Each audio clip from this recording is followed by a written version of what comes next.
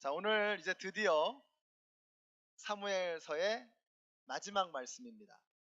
2016년 911 9월 11일에 사무엘서를 시작했거든요. 오늘까지 1년하고 한 8개월 정도를 이 사무엘서를 가지고 말씀을 전했습니다.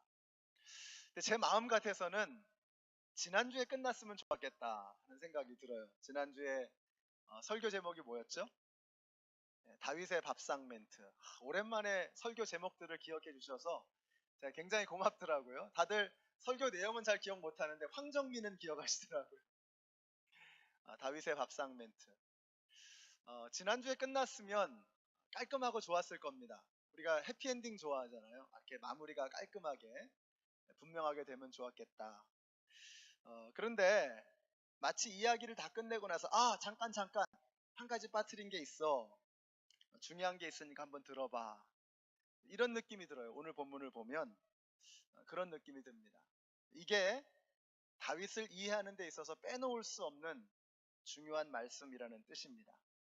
영화도 그렇잖아요. 영화도 다 봤는데 마지막에 그 마지막 컷을 못 보면 이게 어떻게 끝났나, 이게 결말을 못 보는 거거든요. 오늘 본문이 바로 그런 것입니다.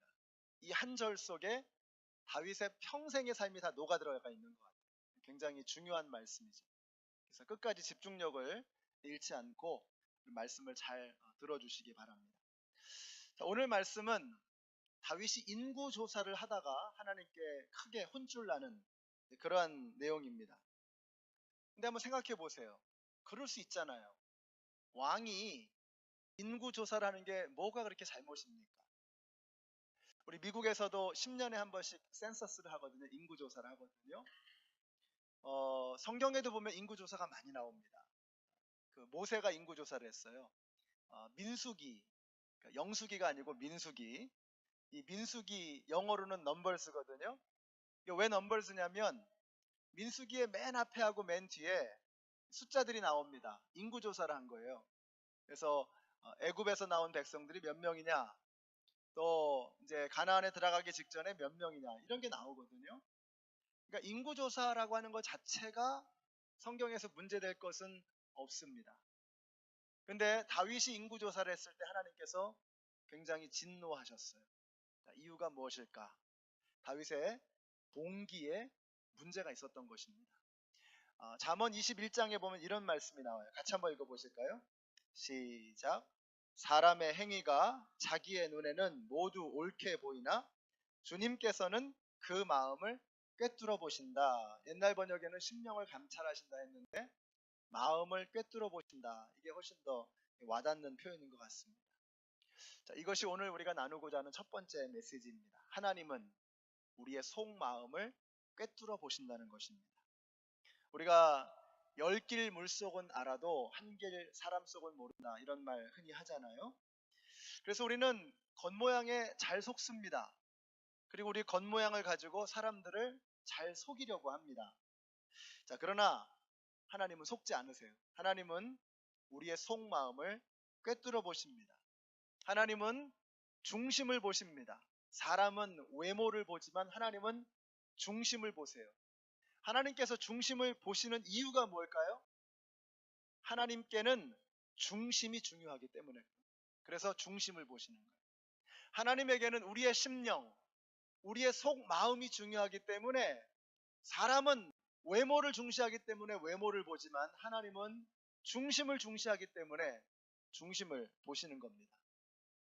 근데 다윗이 들켜버린 그 속마음이 무엇이었는가? 그것은 교만이었습니다. 자, 그도 그럴 것이 그 당시에 다윗의 왕국은 최절정을 향해서 달려가고 있었습니다. 아니나 다를까 인구 조사를 해보니까 130만이 나왔어요. 이스라엘의 칼을 잡을 수 있는 자가 80만이고 유다 백성 중에서 50만이에요. 그러니까 도합 130만이 그 칼을 잡을 수 있는, 군인이 될 수 있는 그런 인구로 조사가 된 겁니다. 이게 뭐 그렇게 대단하냐? 한번 그림을 한번 보실까요? 자, 이게 이제 전 인류의 인구 증가 추이를 보여주는 그림입니다. 19세기 말까지 20세기까지 거의 인구의 변화가 없습니다. 우리 인구가 폭발적으로 증가하는 것은 20세기에 들어서서 생겨난 현상이에요. 그러니까 인구가 거의 오르락내리락 하질 않아요. 그런데 모세가 애굽에서 나왔을 때 가나안에 들어가기 직전에 대략 남자만 60만이었습니다. 근데 지금 다윗이 인구조사를 하니까 남자가 130만이에요. 2배가 넘는 겁니다. 어마어마한 증가를 이룬 거죠. 어마어마한 부흥을 이룬 거죠. 그러니까 다윗이 뻐길만 하죠. 자랑할 만한 것입니다. 자, 그래서 다윗은 자신의 치적을 자랑하고 싶었던 거예요.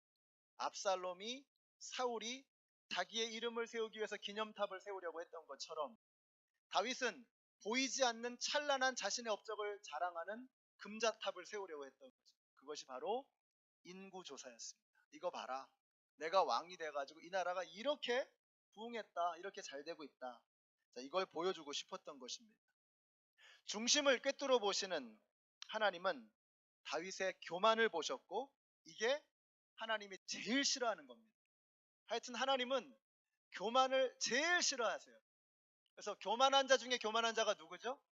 사탄 마귀. 사탄은 교만이 머리 꼭대기까지 올라가 가지고요. 하나님하고 맞먹으려고 그래요. 그래서 교만한 중에 가장 교만한 자가 마귀입니다. 하나님의 은혜는 물과 같다 그랬죠. 그래서 항상 높은 곳에서 낮은 곳으로 흘러가거든요. 하나님은 그래서 교만한 자를 멀리 하시고 겸손한 자를 가까이 하십니다. 겸손한 자에게 은혜를 부어주시는 것입니다. 그래서 마귀를 닮아가는 자들은요, 은혜가 없는 거죠. 마귀는 교만한 자를 좋아하고요, 겸손한 자를 불편해하는 거죠. 하나님의 사람들은 교만을 멀리하고 점점 더 겸손한 사람으로 변화되어져 가는 거예요. 하나님은 그런 사람을 좋아하시는 것입니다. 자, 그래서 오늘 사건을 소개하는 똑같은 내용이 역대상 21장에 나오거든요. 거기 보시면 사탄이 마귀를 충동질했다. 사탄이 다윗을 충동질했다. 사탄이 다윗을 부추겼다. 이렇게 말씀하고 있습니다. 이 모든 일이 하나님의 섭리 안에서 일어나는 일이지만 다윗의 교만 때문에 마귀가 다윗을 쥐고 흔드는 것입니다. 교만해지면 마귀의 밥이 되는 거죠. 여러분, 다윗의 인생을 돌아보면 그가 항상 겸손하게 낮아질 때 하나님은 그를 통해서 놀라운 역사를 이루세요. 골리앗을 무너뜨리죠. 또 블레셋 군대를 물리치죠. 사울을 결박하죠. 하나님은 항상 다윗이 낮은 곳으로 겸손하게 내려갈 때 그를 통해서 놀라운 역사를 이루세요. 근데 다윗이 교만해지면 바세바 사건도 그렇고 압살롬의 사건도 그렇고 항상 오늘 인구조사도 그렇고 교만해지면 항상 다윗에게 큰 재앙이 내렸던 것을 우리가 보게 됩니다. 저는 오늘 여기 나오시는 모든 성도님들이 겸손하게 낮아지게 되시기를 바랍니다. 그래서 십자가에서 흐르는 하나님의 은혜의 보혈이 여러분의 삶 속에 강물처럼 흘러들어가게 되시기를 예수님의 이름으로 축원합니다. 우리가 예수 믿는 사람들은 겸손해야 된다는 거 다 알아요. 문제는 뭐냐면 우리가 정말 중심이 겸손해지는 게 아니라 겸손한 척 교만한 거예요. 이게 우리 문제예요. 겉으로는 겸손해 보이는데 정말 중심에는 나로 꽉 차 있어서 하나님께 무릎 꿇고자 하는 그 겸손함이 없는 그것이 우리의 모습인 것입니다. 그러나 하나님은 우리의 속 마음을 꿰뚫어 보시거든요. 겸손한 척 가지고는 안 돼요. 겸손해져야 하는 것입니다. 그러니까 우리가 하나님을 속이려고 하는 생각은 일찌감치 포기하는 것이 좋습니다. 교만을 버리고 겸손함으로 주님 앞에 엎드리는 하나님의 은혜 가운데 있는 우리 모두가 되시기를 예수님의 이름으로 축원합니다. 자, 다윗이 얼마나 교만해졌든지 이걸 요압도 눈치를 채는 거예요. 3절 한번 보세요. 3절. 그러나 요압이 왕에게 말하였다. 임금님의 주 하나님이 이 백성을 지금보다 100배나 더 불어나게 하여 주셔서 높으신 임금님께서 친히 그것을 보게 되시기를 바랍니다. 그러나 높으신 임금님께서 어찌하여 감히 이런 일을 하시고자 하십니까? 이게 오늘 우리가 나누고자 하는 두 번째 메시지입니다.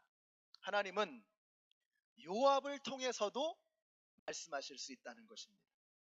여러분, 요압이 누구입니까? 전쟁터에서는 날아다니지만 영적인 일에 관해서는 누구보다도 둔한 사람. 요압이었거든요. 그러니까 하나님하고 제일 상관없어 보이는 사람이 요압입니다. 이 사람은 자기 멋대로 하거든요. 왕도 없고 뭐 하나님이 어떻게 생각하실까 이런 거 생각 안 해요. 그냥 자기 마음대로. 그러니까 하나님하고 제일 상관없어 보이는 사람이 요압이거든요. 그런데 요압을 통해서 하나님께서 경고하시는 거예요. 이 경고의 메시지를 요압이라고 하는 사람을 통해서 주시는 것입니다. 근데 이런 생각이 듭니다. 만일 여기서 다윗이 요압의 말을 듣기만 했었더라면 오늘 7만 명이 역병으로 죽는 일은 없었을 것입니다. 근데 다윗이 영적으로 둔감해져 있으니까 이게 안 보이는 거예요. 요압을 통해서 하나님께서 지금 말씀해 주시는구나 하는 이 하나님의 경고가 들리지 않는 것입니다. 우리가 이렇게 이것이 바로 편견이죠.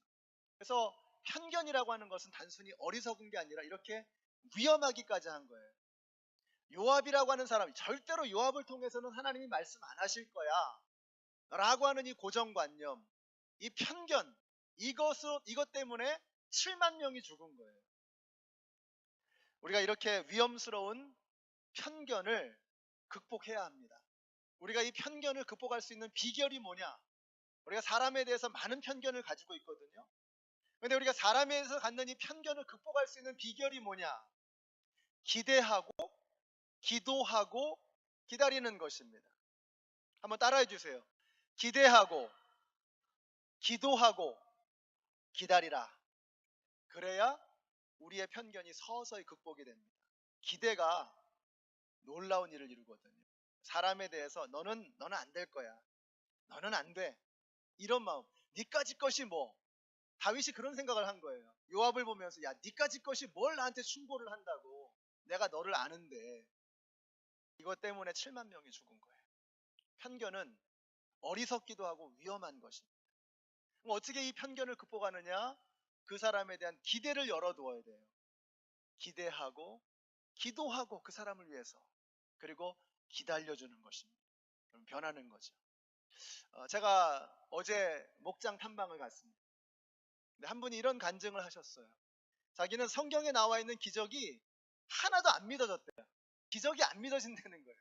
아니 어떻게 예수님 물 위를 걸어가느냐, 어떻게 오병이어로 5천 명, 말도 안 된다. 어떻게 홍해바다가 갈라지는 게 말도 안 되는 일들이다. 성경에 나와 있는 기적이 하나도 안 믿어지더래요. 그런데 어느 날 그 중에 하나가 믿어지니까 나머지는 그냥 다 자동적으로 믿어지더라는 거예요. 제가 그 간증을 들으면서 이런 생각이 들었어요. 하나님께서 참으로 오랫동안 기대하며 기다려주셨다. 또 그 주위에 있는 많은 성도들이 그 사람을 기대하면서 기도하면서 기다려 주었구나.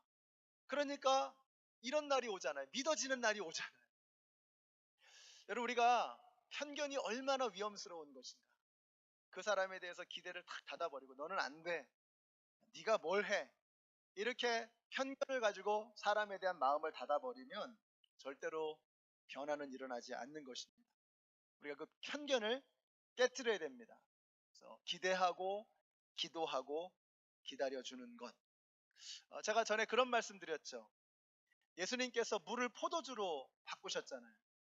그런데 이 하인이 물을 그냥 떠가지고 손님들한테 가져가기만 하면 되는 거예요. 언제 그 포도주가 그 물이 포도주로 바뀔 것인가? 이거는 하인들의 소관이 아니에요. 하인들은 그저 물을 떠가지고 그냥 잔치자리로 가져가기만 하면 주님의 시간에 주님의 방법으로 물을 포도주로 변화시키시는 것입니다. 사람이 변하는 건 우리의 몫이 아니에요. 우리가 염려할 일이 아니에요. 우리는 그저 기대하고 기도하고 기다려주면 하나님께서 바꾸실 것을 믿으시기 바랍니다. 그래서 서로를 향한 우리의 마음을 그렇게 열어놓으셔야 돼요. 쟤는 안 변할 거야. 쟤는 절대로 내가 알아. 쟤는 안 변할 거야. 우리 남편 절대로 안 변할 거야. 내 아내 절대로 안 변할 거야. 우리 자식놈 안 변할 거야. 믿는 대로 될지어다. 근데 우리가 정말 변할 거야 라는 기대를 가지고 놓지 않고 기도하고 기다리면 하나님께서 반드시 변화시킬 것을 믿으시기 바랍니다. 이게 믿음 생활 아니에요? 이게 신앙 생활 아니에요? 왜 다윗이 그런 치명적인 실수를 저질렀느냐? 그 편견 때문에. 요압은 안 될 거야 라는 이 편견, 그것이 7만 명을 죽게 한 것입니다. 오늘 우리가 이제 피크닉을 가잖아요. 가셔서 여러분의 마음을 편견 다 내려놓으시고, 여러분이 그동안 가지고 있었던 편견 다 내려놓으시고, 그냥 평소에 저 사람하고 좀 얘기하고 싶었는데, 저 사람하고 좀 교제하고 싶었는데 기회가 없었네. 다가가세요. 다가가셔서 기대하는 마음으로, 또 서로를 이렇게 배려하는 마음으로 대화하시고 교제하셔서, 아까 우리 기도하신 것처럼 정말 우리 피크닉 가운데 하나님의 나라가 이루어지게 되시기를 예수님의 이름으로 축복합니다. 자, 마지막으로 죄책감에 시달리지 말고 죄를 회개하면 됩니다. 자, 요압을 통해서 하나님의 경고를 주셨는데, 그 경고를 무시한 다윗, 그 다윗이 불순한 동기를 가지고 인구조사를 강행하게 됩니다. 그때 하나님께서 선지자 갓을 보내서 다윗에게 벌을 내리십니다.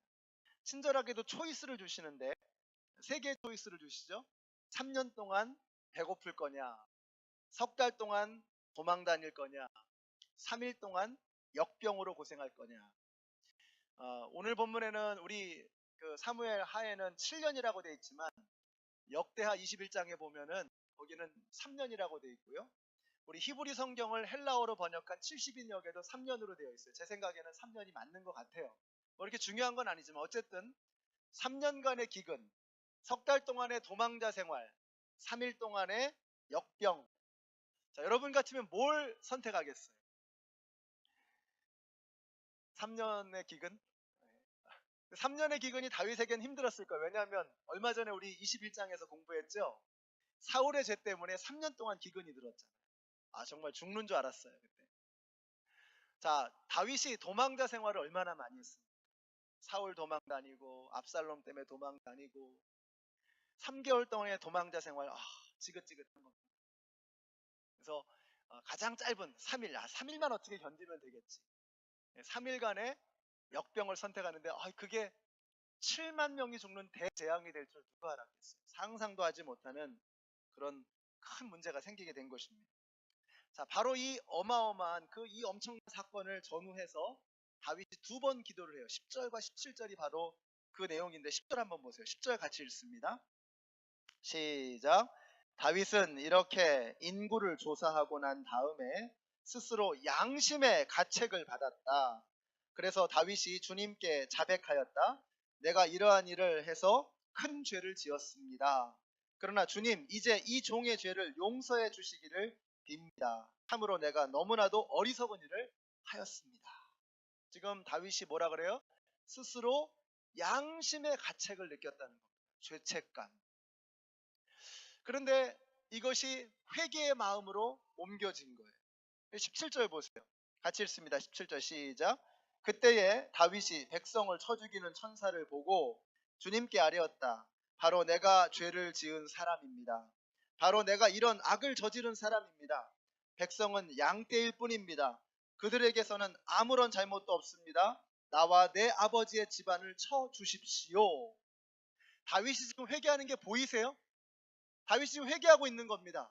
단순히 죄책감으로 양심의 가책을 느끼고 마음이 불편한 것으로 끝나지 않고, 하나님, 제 잘못입니다. 저와 저의 집안을 책망해 주세요. 저 벌을 저에게 주세요. 라고 지금 말하고 있는, 다윗은 죄책감으로 끝나지 않고 양심의 가책으로 끝나지 않고 회개하고 있는 것입니다. 근데 다윗이 회개했다는 것을 우리가 어떻게 알 수 있느냐? 여기 지금 이스라엘 백성들을 뭐라고 표현했죠? 17절에 이스라엘 백성들을 뭐라고 표현했어요? 한번 보세요. 양떼라고 표현하고 있어요. 근데 지금 다윗이 교만해져 있었을 때, 죄 가운데 있었을 때, 그는 이스라엘 백성들을 뭘로 환치시켰죠? 숫자로. 그래서 인구조사한 거잖아요. 이스라엘 백성이 몇 명이다. 여러분, 사람을 숫자로 보면 그건 망하는 겁니다. 우리 교회가 사람을 숫자로 본다 그러면 그 교회 아닌 거예요. 그런데 우리가 하나님 앞에 겸손한 마음으로 은혜 가운데 나아가면 사람이 보이는 거예요. 드디어 다윗의 눈에 숫자가 아니라 사람이 보이는 거예요. 양떼가 보이는 거예요. 불쌍한 울부짖는 저 불쌍한 백성들이 보이는 거예요. 다윗이 지금 회개하고 있는 것입니다. 달라지고 있는 거예요. 우리의 문제가 뭔지 아세요? 우리는 양심의 가책만 느낍니다. 죄책감만 느껴요. 하나님, 제가 잘못했습니다. 제가 마음이 너무 괴롭습니다. 우리 이게 회개인 줄 알아요. 그렇지 않습니다. 그건 회개 아니에요. 그건 양심의 가책을 느끼는 것이고 마음이 불편한 것이고 죄책감이에요. 거기서 끝나면 안 돼요. 거기서 끝나면 아무 소용이 없어요. 여러분, 예수님께서 삭개오를 만나 주셨어요. 삭개오가 예수님을 만난 그 밤에 양심의 가책을 느꼈습니다. 죄책감을 느낀 거예요. 자, 그런데 거기서 끝나지 않았어요. 삭개오가 뭐라 그러죠? 주님, 제 절반의 절반을 가난한 사람들에게 나눠주겠습니다. 제가 다른 사람에게 강요해서 억지로 뺏은 것이 있으면 4배로 갚아주겠습니다. 여러분, 이게 바로 삭개오가 그날 온전히 회개했다는 증거예요. 회개의 열매를 보여주는 거죠. 우리는 양심의 가책, 죄책감이 회개인 줄 알아요. 그렇지 않습니다. 회개하면 액션이 따라오게 되어 있는 거죠. 많은 경우에 우리가 양심의 가책으로 끝나요. 죄책감으로 끝나는 겁니다. 그게 죄책감이 쌓이고 쌓여서 뭐가 되냐면 내 안에 나 스스로를 서서히 죽이는 독이 되는 거예요. 독. 왜냐하면 보세요. 죄송합니다. 주님, 제가 이렇게 해야 되는데 그렇게 못 살았어요. 이번 주도 또 이렇게 살았습니다. 죄송합니다. 죄송합니다. 죄송합니다. 그렇게 신앙생활을 1년을 하고 5년을 하고 10년을 하고 20년, 30년을 하면 그게 내 안에 독이 되어서 쌓이는 거예요. 서서히 나를 죽여가는 겁니다. 그래서 전혀 액션이 없는 산송장 같은, 삶으로 움직이지 않는, 그냥 내 안에 독이 가득 차 있는, 그리고 그 독이 다른 사람을 죽이는 무기가 되는 거예요. 그걸로 다른 사람을 정죄하고 판단하고 공격합니다. 우리가 서서히 죽어가는 거예요. 그래서 마치 차가운 물 속에 개구리를 한 마리 넣어놓고 서서히 달구면 그 개구리가 그 뜨거운 물 감지하지 못하면서 결국은 익는다면서요. 그 안에서 죽는다 그러잖아요. 우리가 그냥 죄책감만 느끼고 양심의 가책만 느끼고 거기서 끝나면 서서히 우리는 죽어가는 거예요. 다윗이 죄책감으로 끝나지 않았습니다. 양심의 가책으로 끝나지 않아요. 하나님 앞에 회개하는 것입니다. 달라지기 시작하는 거예요. 그래서 오늘 본문의 25절을 한번 보세요. 25절. 우리 25절 말씀 같이 읽습니다. 시작. 거기에서 다윗은 주님께 제단을 쌓아 번제와 화목제를 드렸다. 다윗이 땅을 돌보아 달라고 주님께 비니 주님께서 그의 기도를 들어주셔서 이스라엘에 내던 재앙이 그쳤다. 할렐루야. 여러분, 이게 바로 복음입니다. 제가 보니까 이 사무엘서의 마지막 절이 다윗의 인생의 전체를 보여주는 한 장의 스냅 사진이구나. 이 사진을 보면 다윗이 이렇구나 라고 하는 걸 보여주는 거예요. 다윗이 얼마나 많은 죄를 범했습니까? 얼마나 부끄러운 삶을 살았습니까? 그러나 다윗은 범죄하지만 항상 양심의 가책을 느끼고 회개하고 결국은 하나님께로 돌아가는 거예요. 하나님과 연결의 끈을 절대로 놓지 않는 사람, 이것이 다윗이었다는 것입니다. 자, 그래서 이 자리가 바로 화목제와 번제를 드렸던 이 자리가 바로 아라우나의 타작마당이거든요. 자, 한번 그림을 보여주실까요? 그 아라우나의 타작마당이라고 하는 곳이 어디냐? 자, 이 그림은 제가 좋아하는 렘브란트입니다. 렘브란트. 저 밑에 누워있는 그 아이가 누굴까요? 이삭입니다. 이삭. 자, 그 다음에 그 아이를 잡고 있는 분이 아브라함이에요. 그 위에 계시는 분이 천사죠. 천사가 아브라함에게 아브라함아 아브라함아 두 번을 다급하게 황급하게 불렀어요. 죽이면 안 된다는 거죠. 아브라함이 이삭을 하나님 앞에 번제물로 드리려고 했던 바로 그곳, 그 어디죠? 모리아산. 아라우나의 타작마당은 모리아산이었습니다. 우리 지난주에 10분 성경 공부 시간에 여러분 그 자료에 이 사진이 나왔죠.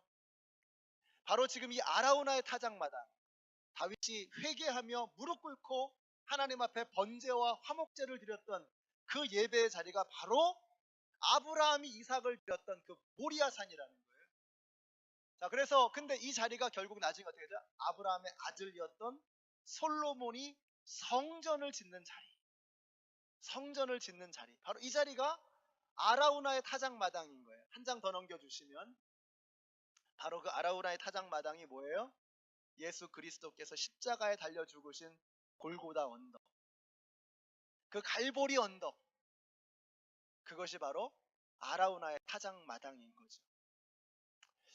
오늘 이 다윗의 이 말씀을 보면 다윗이 하나님 앞에 회개하는 이 모습, 다윗이 하지 못했던 그 일을 온전히 이루신 분이 바로 예수 그리스도이십니다. 제가 세하려 보니까요, 사무엘상을 27번을 강해를 했고 사무엘하를 오늘로서 27번을 했더라고요. 제가 일부러 맞춘 것도 아닌데, 그래서 54회에 걸쳐서 우리가 사무엘서를 봤습니다. 사무엘서의 결론은 바로 오늘 마지막 절, 바로 이 말씀입니다. 거기에서 다윗은 주님께 제단을 쌓아 번제와 화목제를 드렸다. 다윗이 땅을 돌아보아 달라고 주님께 비니 주님께서 그의 기도를 들어주셔서 이스라엘에 내리던 재앙이 그쳤다. 여러분, 우리가 언제든지 회개하고 주님 앞에 무릎을 꿇고 내 자신을 드리면 주님은 재앙을 그치시고 주님은 심판을 그치시고 우리에게 살 길을 열어주시는 생명의 주인인 것을 믿으시기 바랍니다. 이것이 다윗 이야기의 최종 결론입니다. 오늘 제가 이 말씀을 준비하면서 하나님께 약간 살짝 컴플레인을 좀 했습니다. 하나님, 아니 오늘 피크닉 가는 날인데 피크닉 가는 날 주제치고는 좀 너무 무겁습니다. 이게 좀 지난주에 끝났으면 딱 좋았을 건데 좀 그런 불평을 좀 했어요. 그랬더니 하나님께서 이 말씀을 주셨어요. 같이 한번 읽어보시겠습니다. 시작. 그리스도는 우리의 평화이십니다. 그분은 유다 사람과 이방 사람 사이를 가르는 담을 자기 몸으로 허무셔서 원수된 것을 없애시고 원수된 것을 십자가로 소멸하시고 이 둘을 한 몸으로 만드셔서 하나님과 화해시키셨습니다. 아멘. 바로 이 일이 아라우나의 타작마당, 바로 우리가 봤던 이 다윗이 번제를 드리고 회개하며 무릎 꿇었던 바로 그 자리에서 일어난 사건, 그 십자가의 사건을 통해서 예수 그리스도께서는 우리와 하나님 사이에 있는 막힌 담을 허무신 거예요. 바로 이 십자가, 예수 그리스도. 그 예수 그리스도께서 온몸을 던지셔서 오늘 사람과 사람 사이에 있는 그 막힌 담을 허무신 겁니다. 오늘 우리가 피크닉을 가서 해야 될 것이 바로 그것이 아닐까 싶어요. 서로에 대한 기대감을 가지고 편견을 내려놓고 예수 그리스도께서 온 몸을 던지셔서 허물어 버리신 그 막혀있는 담들을 체험하고 경험하는 거죠. 우리가 왜 피크닉을 가느냐? 왜 저와 여러분이 이 자리에 모여 있습니까? 우리가 뭐 하려고 지금 여기 있는 거죠? 왜 어떻게 우리가 여기 있을 수 있습니까? 예수 그리스도께서 우리를 위해서 온몸을 던지셔서 막힌 담을 허무시기 때문에, 셨기 때문에 우리가 어떻게 피크닉을 가서 이렇게 즐거워할 수 있습니까? 어떻게 천국을 경험할 수 있을까요? 예수 그리스도께서 사람과 사람 사이에 있는 막힌 담을 허물어 내셨기 때문인 것입니다. 오늘 그 하나님의 나라를 우리 피크닉을 통해서, 오늘 예배를 통해서 경험하시는 저와 여러분이 되셨으면 좋겠어요. 다윗, 너무나 멋있는 사람입니다. 그는 예수 그리스도를 우리에게 보여주는 사람입니다. 끊임없이 넘어지고 실패하고 좌절했지만 하나님을 향한 끈을 절대로 놓지 않는 사람, 끝까지 포기하지 않는 사람, 하나님은 이런 사람을 하나님의 마음에 합했다라고 칭찬하시는 거예요. 실패하지 않는 사람, 완벽한 사람, 그게 아닙니다. 넘어졌지만 다시 일어설 수 있는 사람, 무너졌지만 다시 고개를 들어 하나님을 바라보는 사람, 십자가를 바라보는 사람, 하나님이 이 사람을 통해서 이 세상을 바꿔나가실 것입니다. 하나님의 마음에 합한 사람은 우리도 다윗을 닮아가시는 우리 모두가 되시기를 예수님의 이름으로 축원합니다. 기도하겠습니다. 하나님 감사합니다. 저희들을 사랑하셔서 저희들이 무엇이기에 저희들을 위해서 온몸을 던지셔서 막힌 담을 다 허물어 내시고 하나님과의 관계를 새롭게 해주시고 이 땅에서 천국을 경험할 수 있는 길을 열어